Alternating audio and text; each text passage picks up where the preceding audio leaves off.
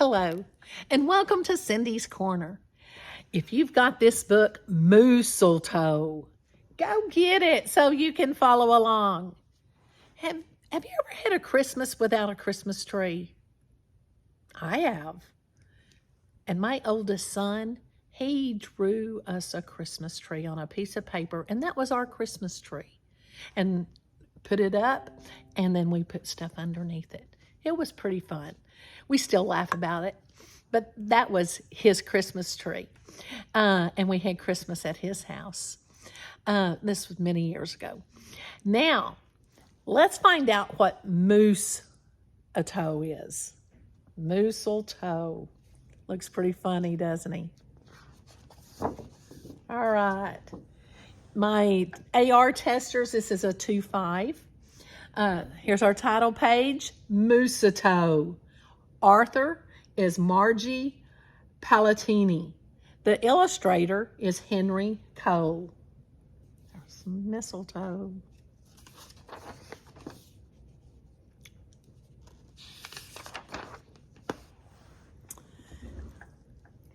"'Twas the season, and Moose was merry. He joyfully tickled the ivories with the tuneful of tidings and a flurry of fa-la-las. He was so full of ho-ho-hos, even his mustache had the holiday spirit." Think a moose can really play the piano? I don't either. So we know this is a fiction story, isn't it? But Moose was more than just a bit merry and bright. He was busy, busy, busy. There was a lot to be done on his list of to-dos. But with orderly organization, a bit of regimentation, lots of imagination, and just plain old Moose know-how, getting ready for the big day should have been simple. Easy. Yes, in all probability, just perfectly perfect. Got a long to-do list, doesn't he? Is yours that long? He wasted not one merry minute. Moose got moving and put some hustle into the holiday bustle. He went to work. He wrote cards and letters till his hooves hurt. Check, check. He stopped till he shopped till he dropped. Check. He hauled home boxes and bags and presents galore. Moose had gifts for everyone stacked from ceiling to floor. Check, check, check. Then he rapped, "Yo, yo, yo," and he ribboned, "Ho, ho, ho." And on each and every package, he tied a big, beautiful bow. Check and double check. So far, so simple, so easy, so perfectly perfect. Another look at the list, and Moose headed for the kitchen. He pulled out the pots, pans, and bowls, sifted through stacks and stacks of cookbooks. He whisked with his left, spooned with his right. Moose baked tons of tins of cookies. Check. Dozens of cakes, breads, and sweets. Check, check, check. He made jellies, sticky jams. Moose roasted a goose and some chestnuts. He toasted marshmallows and yams. Check, check, check, triple check. Yes, yes. So simple, so easy, but of course, so perfectly perfect. Decorations were up next on his list of things to do and get done. So Moose decked the halls, then spruced up the walls. He beaded, bowed, and mistletoed. He gathered garlands, roped wreaths and holly, jingle bells, sang noels. Oh, good golly, this moose was jolly. Check, check, check, check, check, check. Look at that. Last but not least, he hung all the stockings, each and every one, with special care, and just in time, too. Soon, Santa would be there. Check and final check. Yes, sir! Getting ready for Christmas was an absolute snap. And so simple, so easy. And if he did say so himself, Moose thought, totally, utterly, completely, perfectly perfect. Is it perfect? Is he missing anything? On that night before Christmas, Mother, little Sissy, Bucky, and Junior looked all through the house. What a job Moose had done! Everything looked beautiful, bountiful, festive, quite fine indeed. There was just one minor problem, if you will. Oh dear, sighed the missus, as the five stared at one empty corner. Oh, my! Oh, me!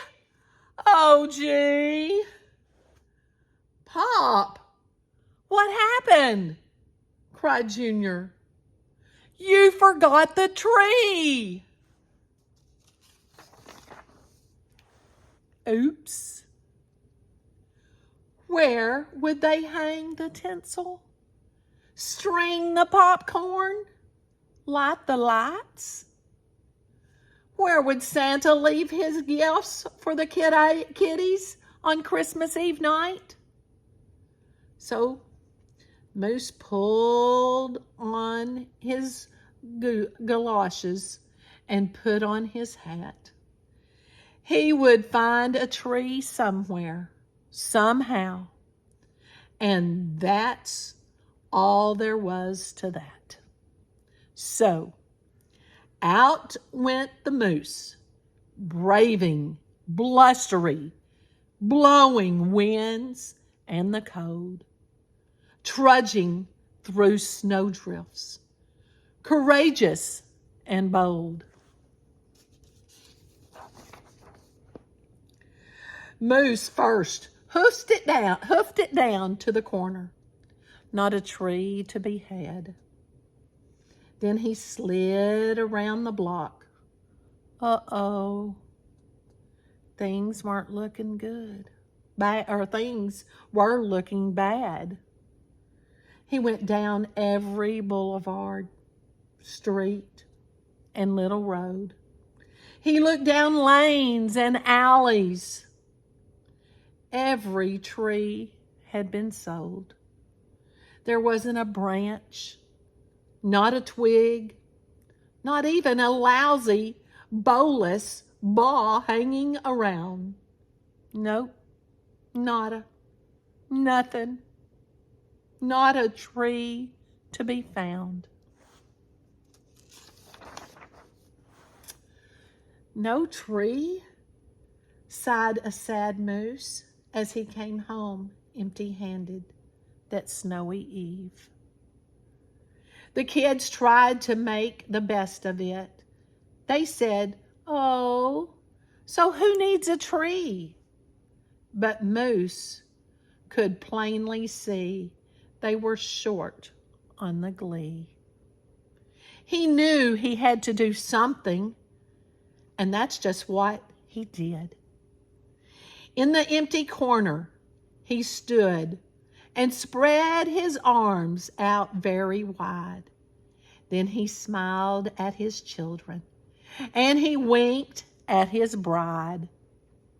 "Kids," he declared, "fetch your forgetful pop some of that tried and true family glop." And here's their letter. "Dear Santa, we don't have a tree, but leave presents here." And they drew an arrow. So back came the kids carrying a big pot of glue. And without a word to one another, they knew just what to do. They each took a part, grabbing strands, taking hold, then carefully, oh so carefully, they glopped and they plopped, they pasted and they pressed, they curled and they twirled, every which way a follicle could fathom, until Moose's magnificent mustache was indeed even more of a marvel to see.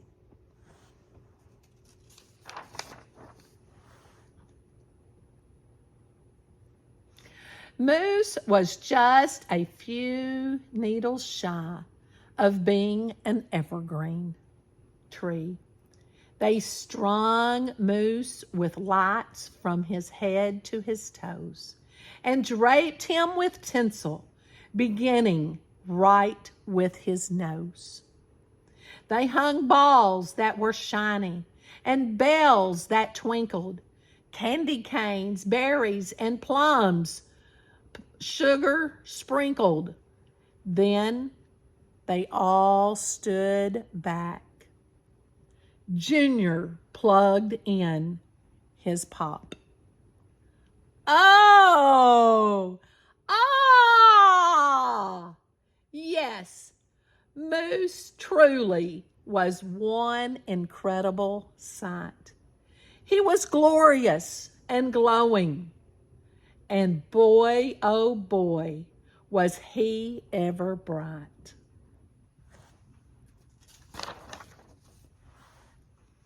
Then Junior placed the star on top of Moose's head. He gave him a kiss and a pat, and they all headed off to bed, except Moose, of course. He stayed in the corner instead, still twinkling and blinking and waiting for Santa. Oh, so it wasn't so simple, and it wasn't so easy. And okay,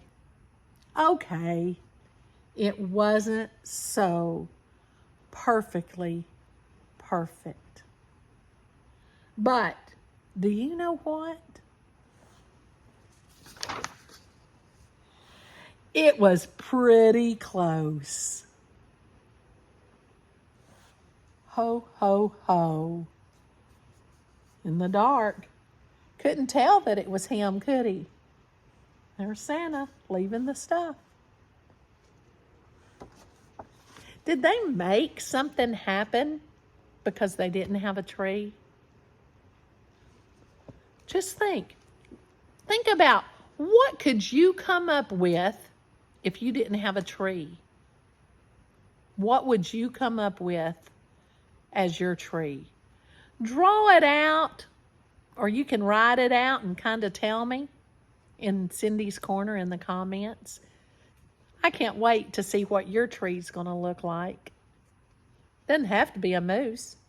Come up with your own. Okay? That's what my son did. I hope you enjoyed our story.